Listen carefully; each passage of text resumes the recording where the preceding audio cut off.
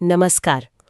आज की इस विशेष चर्चा में हम भूगोल के प्रथम सेमेस्टर के एक बहुत ही महत्वपूर्ण विषय भू आकृति विज्ञान और पृथ्वी की उत्पत्ति पर ध्यान देंगे। जी, और इस विषय को इसके कॉन्सेप्ट्स को अच्छे से समझने के लिए हम कुछ वस्तुनिष्ठ प्रश्नों और उनके विश्लेषण का सहारा लेंगे। हाँ, इससे चीजें याद रखना थोड़ा आसान हो जाता है। बिल्कुल।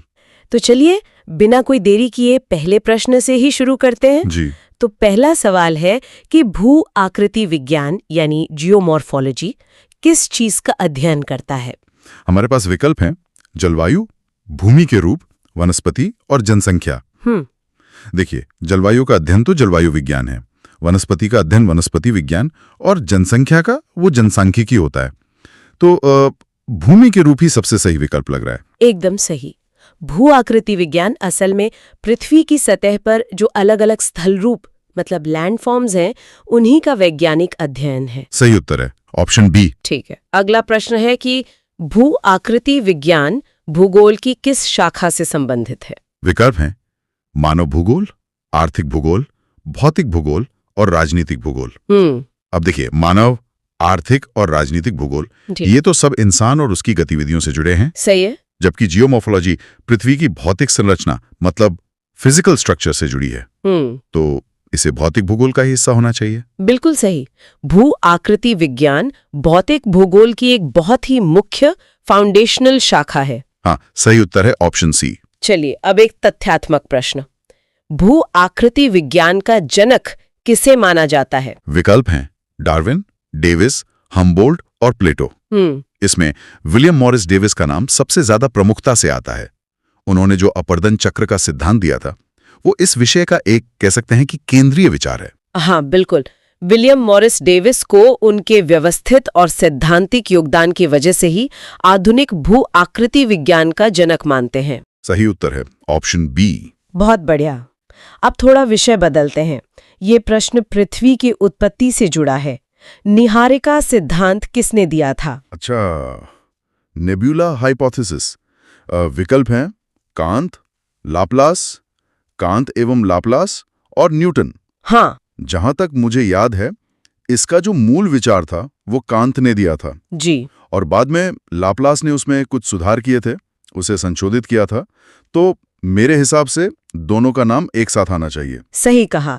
इस सिद्धांत की शुरुआत कांत ने की और बाद में लाप्लास ने इसे एक संशोधित रूप में पेश किया, इसलिए श्रेय दोनों को दिया जाता है। सही उत्तर है ऑप्शन सी। और इसी से जुड़ा अगला सवाल है कि निहारिका सिद्धांत किस पर आधारित है? विकल्प हैं: गैस और धूल, ठोस पदार्थ, जल और बर्फ। ये तो आसान है। हाँ, ये तो नाम में ही है।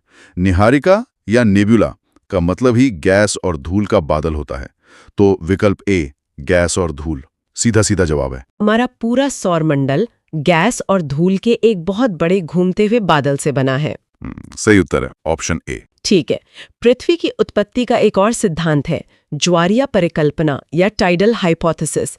इसके प्रतिपादक कौन थे? विकल्पों में चैमलिन, मोल्टन, जीन्स और जीन्स एवं जेफरीज हैं। ज्वारीय परिकल्पना के साथ जीन्स और जेफरीज का नाम सबसे मजबूती से जुड़ा है। सही है।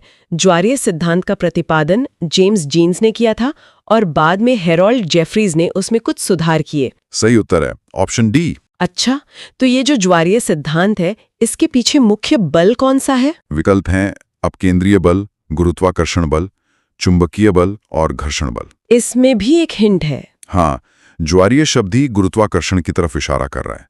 जैसे चांद का गुरुत्वाकर्षण पृथ्वी पर ज्वार भाटा पैदा करता है, तो गुरुत्वाकर्षण बल ही मुख्य कारण होना चाहिए। इस सिद्धांत के अनुसार एक विशाल तारे के गुरुत्वाकर्षण बल ने सूरज से ग्रहों को बनाने के लिए पदार्थ बाहर खींचा था। सही उत्तर है ऑप्शन बी। चलिए अब सबसे प्रसिद्ध सिद्धांतों में से एक पर आते हैं। बिग बैंग सिद्धांत किससे संबंधित है? हमारे विकल्प हैं: पृथ्वी की आयु, सौरमंडल, ब्रह्मांड की उत्पत्ति और ज्वालामुखी। ये तो बहुत फेमस है। जी, ये सिद्धांत सिर्फ हमारी पृथ्वी या सौरमंडल तक ही सीमित नहीं है, ये तो पूरे ब्रह्मांड की शुरुआत की व्याख्या करता है। तो विकल्प सी सही लगता है। बिल्कुल। बिग बैंग सिद्धांत ब्रह्मांड की उत्पत्ति का सबसे ज्यादा स्वीकृत वैज्ञानिक मॉडल है। सही उत्तर है ऑप्शन सी। तो फिर बिग बैंग सिद्धांत के अनुसार ब्रह्मांड की शुरुआत हुई कैसे? विकल्प हैं धीरे धीरे, विस्फोट से, हिमयुग से या ज्वालामुखी से। इसके तो नाम में ही बैंग है, मतलब विस्फोट। जी, ये बताता है कि ब्रह्मांड एक बहुत ही घने और गर्म बिंदु से एक महाविस्फोट के बाद फैलना शुरू हुआ। एकदम सही। सिद्धांत के अनुसार एक महाविस्फोट से ब्रह्मांड की उत्पत्ति हुई और तब से ये लगातार फैल रहा है। सही उत्तर है ऑप्शन बी। बहुत अच्छे। अब पृथ्वी की उत्पत्ति से आगे बढ़कर पृथ्वी के अंदर की बात करते हैं। इसकी आंतरिक संरचना के कितने मुख्य भाग हैं? 2, 3, 4 या 5? ये तो हम स्कूल से पढ़ते आ रहे हैं। हाँ, ये तो बेसिक है। क्रस्ट, मैंटल और कोर, तो कुल मिलाकर 3 मुख्य भाग हुए। ये मूलभूत जानकारी बिल्कुल सही है। पृथ्वी की आंतरिक संरचना को 3 मुख्य परतों में बांटा गया है, भूपर्पटी, मेंटल और केंद्रक। सही उत्तर है ऑप्शन बी। तो पृथ्वी की सबसे बाहरी परत क्या कहलाते हैं? विकल्प हैं मेंटल, केंद्रक, भूपर्पटी और स्थलमंडल। इसमें थोड़ा कंफ्यूजन हो सकता है। हाँ, हो सकता है। मेंटल और केंद्रक तो आंतरिक परतें हैं, भूपर्पटी सबसे बाहरी ठोस परत है। स्थलमंडल में भूपर्पटी और मेंटल का ऊपरी हिस्सा भी शामिल होता है, पर सवाल सिर्फ सबसे बाहरी परत का है, तो वो भूपर्पटी है।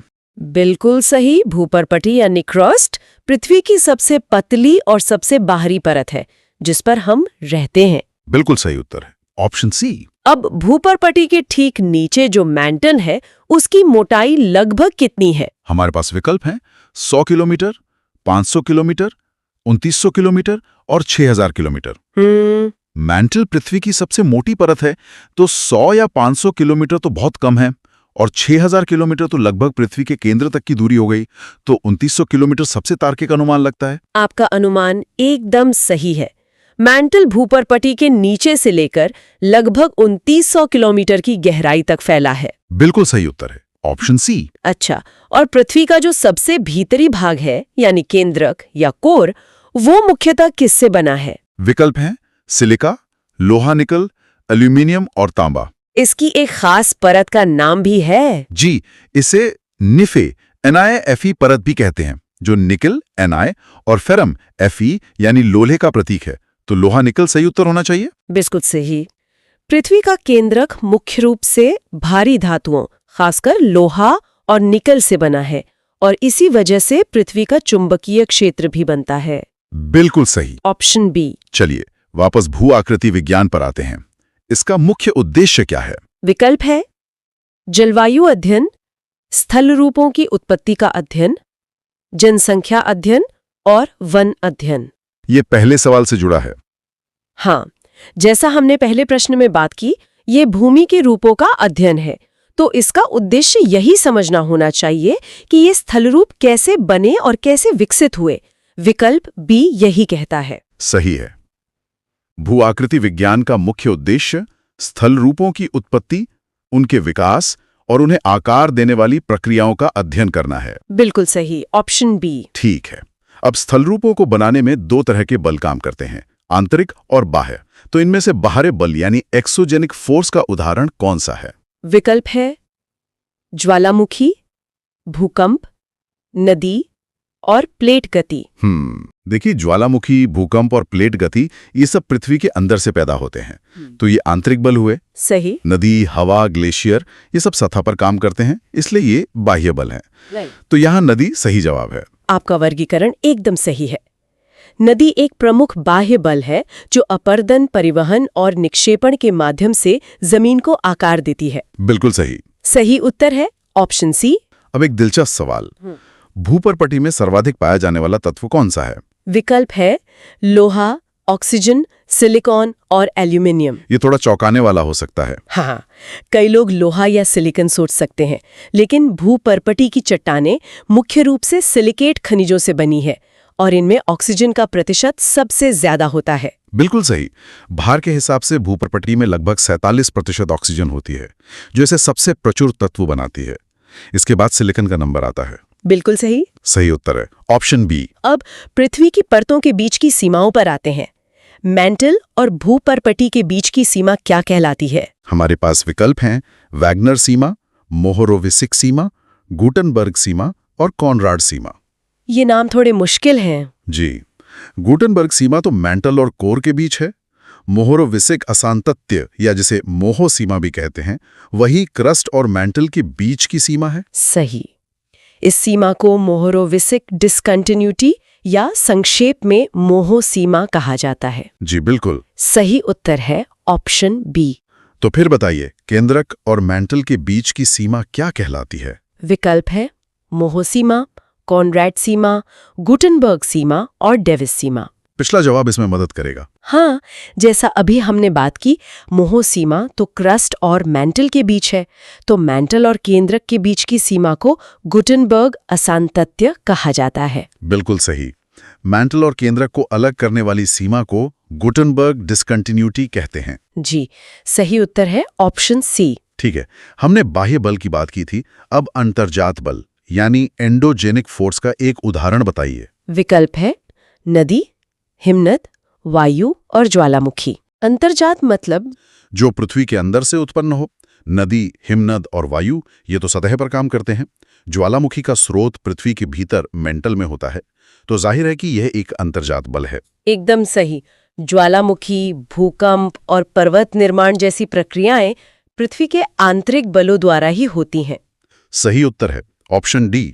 अच्छा, तो बाह्य बलों का मुख्य कार्य क्या है? निर्माण, क्षरण, ताप नियंत्रण या चुंबकत्व। जैसे नदी और हवा क्या करते हैं? ये बल चट्टानों को तोड़ते हैं, काटते हैं और सतह को समतल करने की कोशिश करते हैं। इस पूरी प्रक्रिया को क्षरण या अपर्दन मतलब इरोजन कहते हैं। वो निक्षेप भी करते हैं, पर उनका प्राथमिक कार्य क्षरण ही है। सही है। बाह्य बलों का मुख्य काम पृथ्वी की सतह पर मौजूद ऊंची नीची जगहों को काटना, छाटना और समतल करना है। सही उत्तर है ऑप्शन बी। अब कुछ स्थल रूपों पर आते हैं। नदी द्वारा निर्मित स्थल रूप कौन सा है? विकल्प हैं डेल्टा, मोरेन, बालू का स्तूप और हिमनद। मोरेन तो ग्लेशियर से बनता है, बालू का स्तूप हवा से, हिमनद तो खुद एक बल है। डेल्टा का निर्माण नदी द्वारा लाए गए अवसादों के मुहाने पर जमा होने से होता है। बिल्कुल सही। डेल्टा एक प्रमुख निक्षेपात्मक स्थल रूप है जो नदी अपने मुहाने पर बनाती है। हाँ, सही उत्तर है ऑप्शन ए। ठीक है। हिमनद यानी ग्लेशियर किस प्रकार का बाह्य बल है? जलीय, वायवीय, हिमानी या ज्वालामुखी? ये तो काफी सीधा है। हाँ, ये तो नाम से ही साफ है। हिमनद मतलब बर्फ की नदी, इसलिए यह एक हिमानी ग्लेशियल बल है। सही। हिमनद हिमानी प्रक्रम के अंतर्गत आने वाला एक बहुत शक्तिशाली बाह्य बल है। जी, सही उत्तर है ऑप्शन सी। अब बताइए, वायुवाहित निक्षेप का उदाहरण कौन सा है? मतलब जो हवा से जमा होता है। डेल्टा, मोरेन, बालू का स्तूप या झील? अच्छा। डेल्टा नदी से, मोरेन हिमनद से।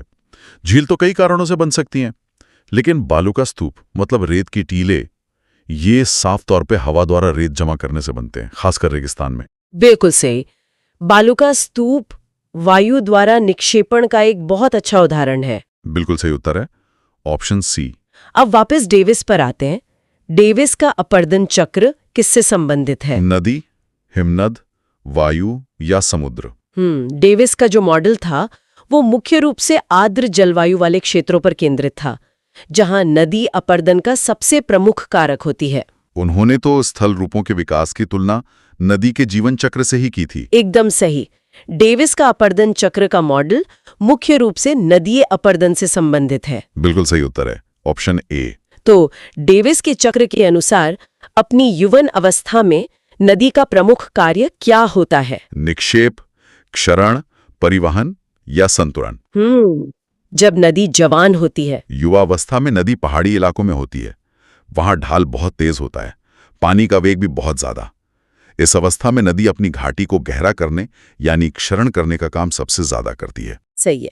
अपनी युवावस्था में नदी में ऊर्जा बहुत ज्यादा होती है, जिससे वो तीव्र लंबवत क्षरण करती है और वी आकार की घाटियां बनाती है। जी, सही उत्तर है ऑप्शन बी। और नदी अपनी वृद्धावस्था में क्या करती है? विकल्प हैं क्षरण, कटाव, निक्षेप और गहराई बढ़ाना। तो अब नदी बूढ़ी हो गई है। हाँ, वृद्धावस्था में नदी समतल मैदानों में बहती है, उसका वेग बहुत कम हो जाता है।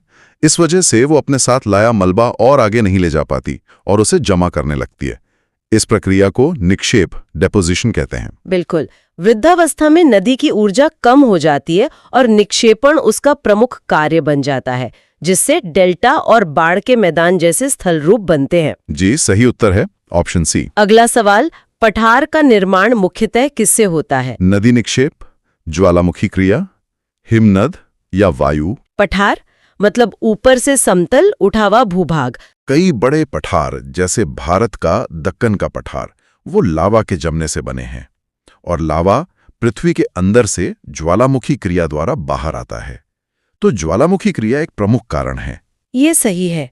हालांकि पठार कई प्रक्रियाओं से बन सकते हैं, लेकिन दुनिया के बहुत से विशाल पठार ज्वालामुखीय लावा के जमाव से ही बने हैं। ये सही उत्तर है ऑप्शन बी। अब पर्वतों के निर्माण की मुख्य प्रक्रिया क्या है? अपर्दन, निक्षेप, विवर्तनिक क्रिया या अपक्षय? देखिए, अपर्दन और अपक्षय तो पर्वतों को नष्ट करने वाली प्रक्रियाएं हैं। निक्षेप से मैदान बनते हैं। तो पर्वतों का निर्माण पृथ्वी की प्लेटों की गति यानी विवर्तनिक क्रिया, टेक्टोनिक एक्टिविटी से ही होता है। बिल्कुल सही। वलित पर्वत, भ्रंश पर्वत और ज्वालामुखीय पर्वत सभी का निर्माण मुख्य रूप से प्लेट विवर्तनी की क्रियाओं का ही परिणाम है। ये सही उत्तर है ऑप्शन सी। तो फिर वलित पर्वत मतलब फोल्ड माउंटेन का उदाहरण कौन सा है? अरावली, विंध्य, हिमालय या सतपुड़ा? ये तो बहुत प्रसिद्ध उदाहरण है। जी, अरावली तो एक बहुत पुराना अवशिष्ट पर्वत है। विंध्य और सतपुड़ा ब्लॉक पर्वत हैं। हिमालय सबसे नवीन वलित पर्वत श्रृंखला है जो भारतीय और यूरेशियन प्लेटों के टकराने से बनी है। एकदम सही। हिमालय एक नवीन वलित पर्वत का सबसे अच्छा उदाहरण है और ये अभी भी ऊंचा हो रहा है। जी, सही उत्तर है ऑप्शन सी। तो फिर अरावली पर्वत किस प्रकार का है?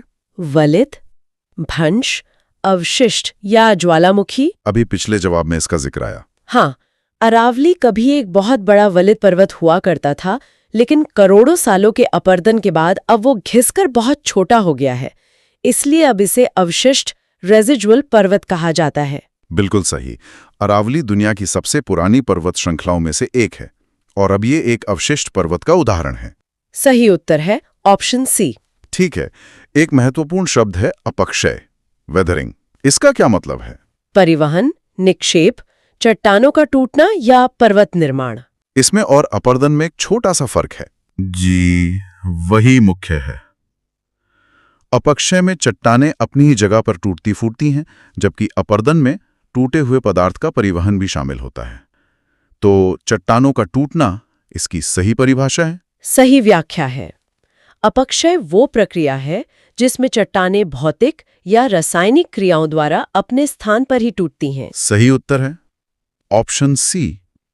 अब रासायनिक अपक्षय में कौन सी प्रक्रिया प्रमुख है? ताप, घर्षण, ऑक्सीकरण या दबाव? ताप, घर्षण और दबाव ये तो भौतिक अपक्षय के कारक हैं। ऑक्सीकरण एक रासायनिक प्रक्रिया है, जैसे लोहे में जंग लगना। ये चट्टानों के खनिजों के साथ भी होता है। बिल्कुल। ऑक्सीकरण, कार्बोनेशन और जलयोजन जैसी प्रक्रियाएं रासायनिक अपक्षय में प्रमुख हैं। सही उत्तर है ऑप्शन सी।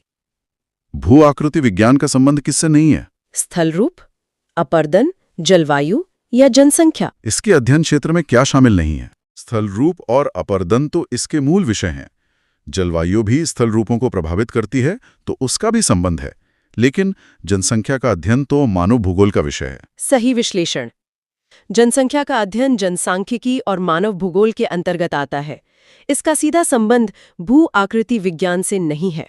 सही उत्तर है ऑप्शन डी। समुद्री अपर्दन से कौन सा स्थल रूप बनता है? डेल्टा, क्लिफ, मोरेन या बालू का स्तूप? समुद्र की लहरों के कटाव से। डेल्टा नदी से बनता है, मोरेन हिमनद से और बालू का स्तूप हवा से। क्लिफ या भृगु समुद्र तट पर एक खड़ी चट्टानी दीवार होती है जो लहरों के कटाव से बनती है। बिल्कुल सही।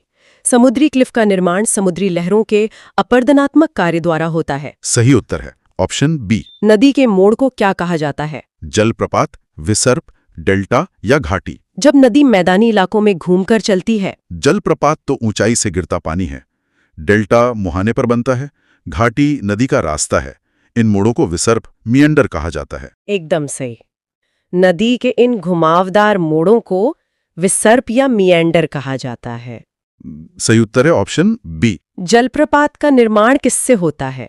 समतल भूमि, कठोर व कोमल चट्टानों के अंतर से, वायु से या हिमनद से। मतलब झरना कैसे बनता है? झरने के लिए ऊंचाई में अचानक बदलाव चाहिए। ऐसा तब होता है जब नदी के रास्ते में कठोर और मुलायम चट्टानें एक के बाद एक आती हैं। नदी मुलायम चट्टान को ज्यादा आसानी से काट देती है, जिससे एक खड़ी ढाल बन जाती है। बिल्कुल सही व्याख्या है। जब नदी के मार्ग में कठोर और कोमल चट्टानें मिलती हैं, तो कोमल चट्टान के तेजी से कट जाने के कारण जलप्रपात का निर्माण होता है। सही उत्तर है ऑप्शन बी। अच्छा, भू आकृति विज्ञान का व्यावहारिक महत्व किसमें है? कृषि, परिवहन, नगरीय नियोजन या उपरोक्त सभी? मतलब हम इसका इस्तेमाल कहाँ कर सकते हैं? मेरे हिसाब से तो सभी में। मिट्टी और ढलान को समझना कृषि के लिए जरूरी है। सड़क बनाने के लिए भूमि की संरचना जानना जरूरी है, और शहर बसाने के लिए भी। तो सभी विकल्प सही लगते हैं। बिल्कुल। भू आकृति विज्ञान का ज्ञान कृषि, परिवहन, नगरीय नियोजन, आपदा प्रबंधन जैसे कई क्षेत्रों में बहुत उपयोगी है। सही उत्तर है ऑप्शन बी। हिमनद द्वारा बनी झील क्या कहलाती है? लगून, टार्न, डेल्टा या बैकवाटर? ये खास नाम है। जी, लैगून और बैकवाटर तो समुद्र तट पर बनते हैं। डेल्टा नदी बनाती है। टार्न ही वो विशिष्ट नाम है जो पर्वतीय क्षेत्रों में हिमनद द्वारा बने सर्क में स्थित झील को दिया जाता है। सही है। हिमनद द्वारा निर्मित सर्क में जल भरने से बनी झील को टार्न कहते हैं। सही उत्तर है ऑप्शन बी। भूमध्य रेखा के निकट कौन सा अपक्षय अधिक होता है? यांत्रिक, रासायनिक, हिमानी या वायवीय? यहाँ जलवायु का असर दिखता है। हाँ, भूमध्य रेखा के पास उच्च तापमान और अधिक वर्षा होती है। ये दोनों चीजें रासायनिक क्रियाओं के लिए बहुत अच्छी होती हैं, इसलिए वहां रासायनिक अपक्षय सबसे ज्यादा होता है। आपका तर्क सही है। उच्च तापमान और नमी रासायनिक अपक्षय की दर को बढ़ा देते हैं। सही उत्तर है ऑप्शन बी। मरुस्थलीय स्थल रूप किससे बनते हैं? नदी, हिमनद, वायु या समुद्र? रेगिस्तानी इलाकों में। मरुस्थलों में पानी की कमी होती है और पेड़ पौधे भी कम होते हैं, इसलिए हवा बिना रोक टोक के रेत को उड़ाती और जमा करती है। तो वायु ही प्रमुख बल है। बिल्कुल। शुष्क क्षेत्रों में वायु अपर्दन और निक्षेपण का सबसे महत्वपूर्ण कारक है। सही उत्तर है ऑप्शन सी। यारडांग किससे संबंधित है? नदी, हिमनद, वायु या समुद्र? ये भी एक स्थल रूप का नाम है। जी, ये एक अपर्दनात्मक स्थल रूप है जो रेगिस्तानी इलाकों में पाया जाता है, जहां हवा कठोर और नरम चट्टानों को अलग अलग दर से काटती है। तो ये भी वायु से ही संबंधित है। सही है। यारडांग का निर्माण वायु द्वारा अपर्दन की प्रक्रिया से होता है। सही उत्तर है ऑप्शन सी। भू आकृति विज्ञान में संतुलन अवस्था किससे जुड़ी है? निरंतर क्षरण, निरंतर निक्षेप, क्षरण व निक्षेप में संतुलन या ज्वालामुखी? संतुलन की अवस्था या ग्रेड की स्थिति। संतुलन का मतलब ही है कि दो विपरीत प्रक्रियाएं बराबर हो गई हैं। भू आकृति विज्ञान में ये क्षरण और निक्षेप के बीच का संतुलन है, जहां ना तो ज्यादा कटाव हो रहा है और ना ही ज्यादा जमाव। बिल्कुल सही। संतुलन अवस्था वह आदर्श स्थिति है जिसमें किसी भूभाग पर अपर्दन और निक्षेपण की दर बराबर हो जाती है। That's correct option C. समुद्री निक्षेप का उदाहरण कौन सा है? क्लिफ, तट, डेल्टा या लगून? समुद्र द्वारा जमाव से बनने वाली आकृति। क्लिफ तो अपर्दन से बनता है, डेल्टा नदी बनाती है, तट मतलब बीच भी निक्षेप से बनता है, लेकिन लगून का निर्माण ज्यादा सटीक उदाहरण है, जहां अवसाद जमा होने से समुद्र का एक हिस्सा अलग हो जाता है। सही है। लगून का निर्माण समुद्री निक्षेपों द्वारा एक रोधिका बन जाने से होता है, जो खारे पानी के एक हिस्से को मुख्य समुद्र से अलग कर देती है। That's correct option D. भू आकृति विज्ञान में समय का महत्व किसने बताया? डेविस, डार्विन, प्लेटो या हम्बोल्ट? ये हमने पहले भी डिस्कस किया था। जी, डेविस ने।